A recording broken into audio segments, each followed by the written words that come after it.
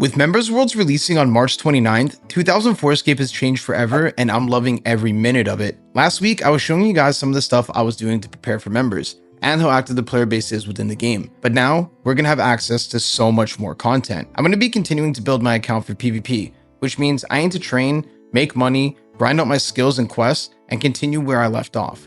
But the real goal lies in Al Kharid, home to the best place in RuneScape, the Duel Arena.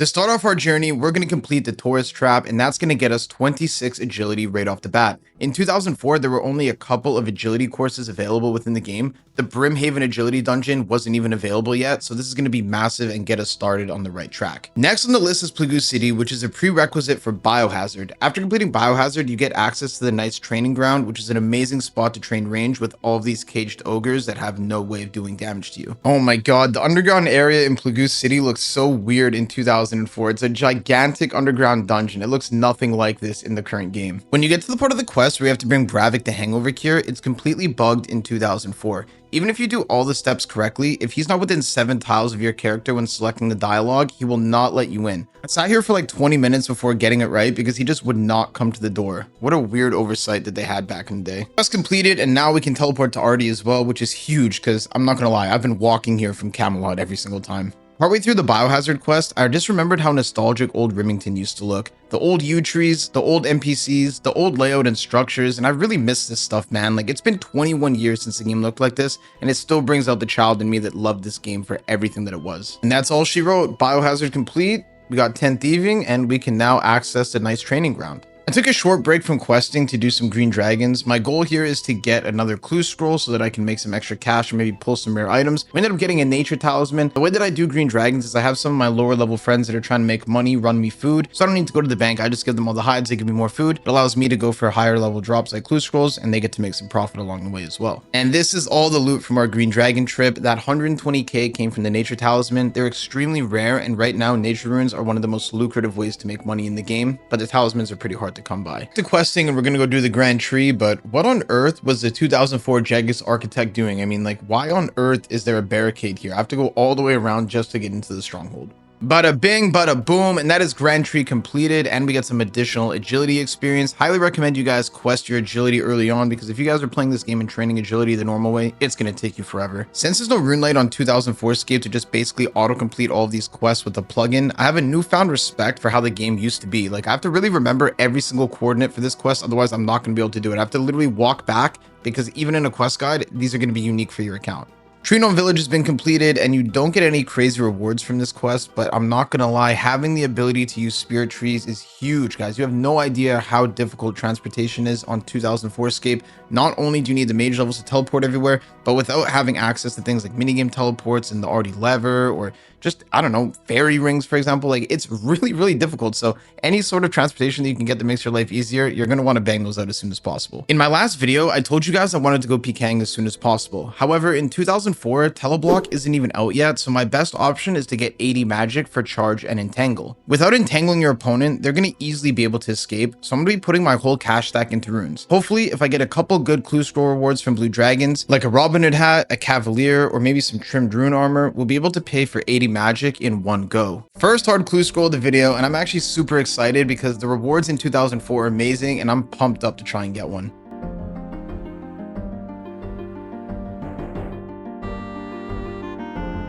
We were so close to finishing this clue scroll, but we just had to pull the puzzle box. I just have to do this manually, I guess. There's no rune light in 2004Scape, so you know what? It is what it is. Crazy to think, though, that RuneScape nowadays is so baby lotion soft that you just have a plugin that automatically completes these when you're 30 years old, but when you were 9 and 10, you had to sit here for hours and do it by hand.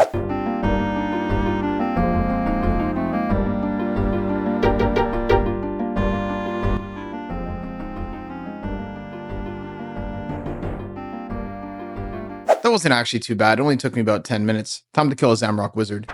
We must be getting close now. There can't be many steps left. Okay, guys, here we go. Back where it all started, in the basement of the Varrock Bank. We just got to dig right in front of the gate.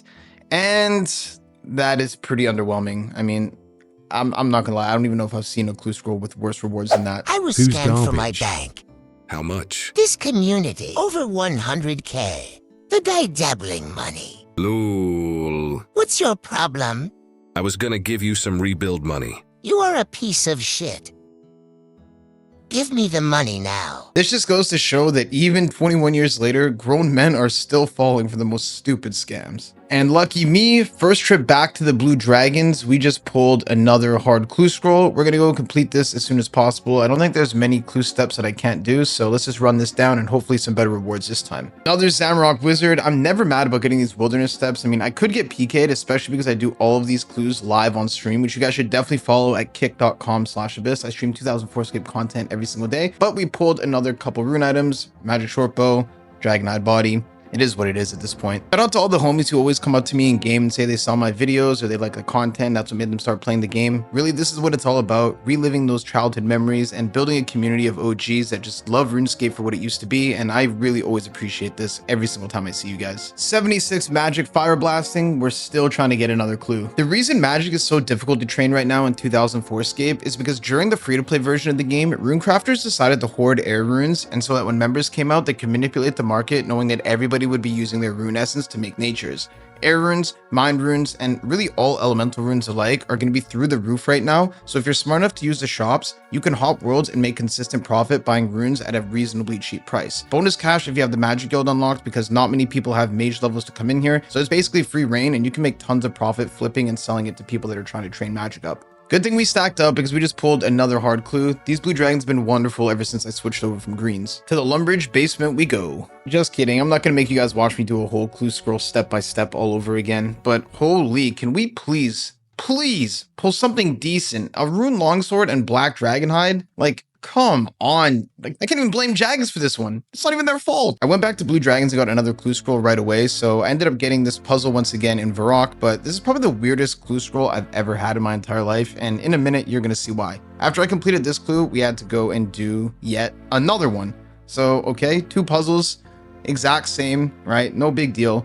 Kind of a waste of my time doing this puzzle over and over again, but even after that, we got a 3rd puzzle, the exact same one.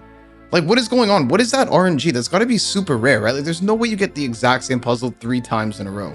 Luckily for me, I only had one more step left. It was just another Zamrock mage in the darkest, deepest part of the wilderness, like quite literally all the way at the back of the map. And now we're going to take this chest and open it up at Mage Bank because I don't know if someone's going to come PK me. I mean, it's deep wilderness and I could get sniped. And finally, we got something actually valuable. We got a beautiful tan cavalier. This is one of my favorite treasure trails items from back in the day. And right now on 2004Scape, rares like party hats, Santas, Halloween masks aren't in the game yet. Eventually they will be added, I'm pretty sure. But right now, these are basically what rares are. These are like the expensive items. I mean, outside of rune and a couple dragon items, there's really not a lot you can buy. So these treasure trails items are actually valuable once again in the economy. Pretty cool stuff. I couldn't part ways with the Cavalier just yet. I wanted to wear it for a bit, so I killed Moss Giants and got 75 range. I would have killed those Ogres from the beginning of the video, but Moss Giants just have such a good drop table. Fire Giants also have a really good drop table. I ended up getting 77 mage here. Unfortunately, these guys don't drop clue scrolls, so I'm not going to be killing them too much longer.